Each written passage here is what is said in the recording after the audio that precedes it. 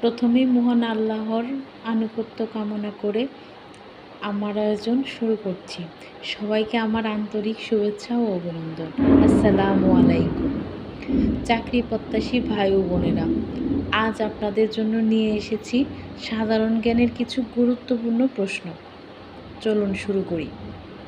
প্রথমেই, বাংলার সর্বপ্রাচীন জনপদের নাম কি?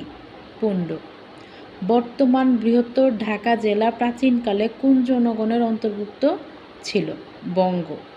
সর্বপ্রথম বঙ্গ উল্লেখ পাওয়া যায় কোথায়? ঐতরেয় আরণ্যক। তাম্রলিপি কি? প্রাচীন জনপদ। মধ্যযুগের গৌরনগরীর অংশবিশেষ বাংলাদেশের কোন জেলায় অবস্থিত? চাঁপাইনবাবগঞ্জ। বাংলার শেষ হিন্দু রাজা কে ছিলেন? লক্ষণ সেন।